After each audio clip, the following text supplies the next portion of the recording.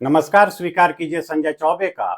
कभी हम चिट्ठियां लिखा करते थे और चिट्ठियों के मार्फत अपनों से अपने जज्बात साझा करते थे। चिट्ठियों को बड़ी जतन से संभाल कर रखते थे, कभी छुपाकर, कभी सबको बताकर कि आगे जरूरत पड़े तो दिखा देना दुनिया को। और सालों बाद इन चिट्ठियों के सहारे हम पुरानी यादों में या कि गुजरे जमाने के पुराने मकान में या कि इतिहास में दाखिल हो जाते हैं और अक्सर रूमानी हो उठते हैं, आंखें नम हो जाती हैं। आज से लगभग 100 साल पहले 23 साल के एक बहादुर नौजवान को मौत की सजा सुनाई गई थी। फांसी की सजा मुकर्रर हुई थी उसके लिए। तब जेल में रहते हुए वह नौजवान चिट्ठियां लिखा करता था। उन चिट्ठियों से गुलाम भारत में भूचाल आया था और जन जन में क्रांति की अलख जगी थी। आज तकरीबन 100 साल बाद उन चिट्ठियों से गुजरते हुए कभी रोंगटे खड़े हो जाते हैं तो कभी आंखों में आंसू आ जाते हैं और अंततः असीम श्रद्धा से सिर झुक जाता है, क्योंकि इन चिट्ठियों को लिखने वाला कोई और नहीं बल्कि भगत सिंह हैं। जी हां, वे भगत सिंह हैं। वे अपनी चिट्ठियों में क्रांति का मतलब समझाते हैं, छोटे भाइयों को हौसला देते हैं, मां के आंसू पोंछते हैं तो पिता को फटकार भी लगाते हैं जब पिता अपने बेटे को बचाने के लिए कोर्ट में एक अर्जी दाखिल कर देता है। जी हां, वे भगत सिंह हैं। वे अपने दोस्त सुखदेव को लिखते हैं कि दुखों से बचने के लिए आत्महत्या करना कायरता है। वे अंत तक साहस के साथ जीने की बात करते हैं तो फांसी से महज 3 दिन पहले पंजाब के गवर्नर को चिट्ठी लिखते हैं कि फांसी पर लटकाए जाने की जगह उन्हें गोली से उड़ा दिया जाए। तो रुकिएगा, कहीं जाइएगा मत। हम और आप साथ साथ भगत सिंह की चिट्ठियों से रूबरू होंगे। फांसी से 20 दिन पहले उन्होंने अपने छोटे भाई को लिखा था, अजीज कुलतार, आज तुम्हारी आंखों में आंसू देखकर बहुत दुख हुआ। आज तुम्हारी बातों में बहुत दर्द था। तुम्हारे आंसू मुझसे सहन नहीं होते। बरखुरदार हिम्मत से शिक्षा प्राप्त करना और सेहत का ख्याल रखना, हौसला रखना, और क्या कहूं। उसे यह फिक्र है हरदम, नया तर्जे जफा क्या है। हमें यह शौक है, देखें सितम की इंतहा क्या है। हवा में रहेगी मेरे ख्याल की बिजली, हवा में रहेगी मेरे ख्याल की बिजली। ये मुश्ते खाक हैं फानी, रहे रहे न रहे। अच्छा रुखसत, खुश रहो अहले वतन, हम तो सफर करते हैं, हिम्मत से रहना। नमस्ते, तुम्हारा भाई भगत सिंह। उसी दिन यानी 3 मार्च 1931 को अपने दूसरे भाई कुलबीर के नाम लिखी चिट्ठियों को पढ़ते हुए आंखें नम हो जाती हैं। प्रिय कुलबीर सिंह, तुमने मेरे लिए बहुत कुछ किया। मुलाकात के वक्त खत के जवाब में कुछ लिख देने के लिए कहा, कुछ अल्फाज लिख दूं बस। देखो, मैंने किसी के लिए कुछ न किया, तुम्हारे लिए भी कुछ नहीं। आजकल बिल्कुल मुसीबत में छोड़कर जा रहा हूं। तुम्हारी जिंदगी का क्या होगा, गुजारा कैसे करोगे, यही सब सोचकर कांप जाता हूं। मगर भाई, हौसला रखना, मुसीबत में भी कभी मत घबराना। इसके सिवा और क्या कह सकता हूं। आगे भाई भाई को लिखता है, जानता हूं कि आज तुम्हारे दिल के अंदर गम का समुद्र ठाठे मार रहा है। भाई, तुम्हारी बात सोचकर मेरी आंखों में आंसू आ रहे हैं, मगर क्या किया जाए, हौसला करना। मेरे अजीज, मेरे बहुत बहुत प्यारे भाई, जिंदगी बड़ी सख्त है और दुनिया बड़ी बेमुरव्वत।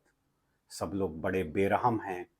सिर्फ मोहब्बत और हौसले से ही गुजारा हो सकेगा। कुलतार की तालीम की फिक्र भी तुम ही करना। तुम्हारा खैरंदेश भगत सिंह। भगत सिंह होने का मतलब क्या है, यह उनकी चिट्ठियों से साफ मालूम पड़ता है। ऐसी ही एक चिट्ठी है जो उन्होंने अपने पिता को लिखी थी। हम सबको मालूम है कि साहस व बहादुरी का दंभ भरने वाले ऐसे कई लोग हुए हैं जो सजा मिलते ही टूट गए। ऐसे में भगत सिंह होने का अर्थ है अपनी प्रतिज्ञा पर पूरे जज्बे के साथ अटल रहना, अंत तक टिके रहना। हुआ यूं था कि जब भगत सिंह जेल में थे तब तमाम देश प्रेमियों को लगता था कि उन्हें फांसी के फंदे से बचाया जा सकता है, बशर्ते भगत सिंह और उनके साथी अपना बचाव पक्ष सरकार और अदालत के सामने पेश करें, जिसके लिए भगत सिंह बिल्कुल तैयार नहीं थे। ऐसे में भगत सिंह के पिता ने भगत सिंह को बगैर बताए अदालत में एक अर्जी दी कि उन्हें अपना बचाव प्रस्तुत करने का मौका दिया जाए। जेल में जब भगत सिंह को यह खबर लगी तो वे बेचैन हो उठे और 4 अक्टूबर 1930 को उन्होंने अपने पिता को लिखा। पूज्य पिताजी, मुझे यह जानकर हैरानी हुई कि आपने मेरे बचाव पक्ष के लिए स्पेशल ट्राइब्यूनल को एक आवेदन भेजा है। यह खबर इतनी यातनामय थी कि मैं इसे खामोशी से बर्दाश्त नहीं कर सका। इस खबर ने मेरे भीतर की शांति भंग कर उथल पुथल मचा दी है। मैं यह नहीं समझ सकता कि वर्तमान स्थितियों में और इस मामले पर आप किस तरह का आवेदन दे सकते हैं। आपका पुत्र होने के नाते मैं आपकी पैतृक भावनाओं और इच्छाओं का पूरा सम्मान करता हूं, लेकिन इसके बावजूद मैं समझता हूं कि आपको मेरे साथ सलाह मशविरा किए बिना ऐसे आवेदन देने का कोई अधिकार नहीं था। आप जानते थे कि राजनीतिक क्षेत्र में मेरे विचार आपसे काफी अलग हैं। मैं आपकी सहमति या असहमति का ख्याल किए बिना सदा स्वतंत्रता पूर्वक काम करता रहा हूं। मुझे यकीन है कि आपको यह बात याद होगी कि आप आरंभ से ही मुझसे यह बात मनवा लेने की कोशिशें करते रहे हैं कि मैं अपना मुकदमा संजीदगी से लड़ूं और अपना बचाव ठीक से प्रस्तुत करूं, लेकिन आपको यह भी मालूम है कि मैं सदा इसका विरोध करता रहा हूं। अपने सिद्धांतों की दुहाई देते हुए भगत सिंह आगे लिखते हैं, मेरी जिंदगी इतनी कीमती नहीं जितनी कि आप सोचते हैं। कम से कम मेरे लिए तो इस जीवन की इतनी कीमत नहीं कि इसे सिद्धांतों को कुर्बान करके बचाया जाए। फिर वे अपनी पीड़ा साझा करते हैं, पिताजी, मैं बहुत दुख का अनुभव कर रहा हूँ।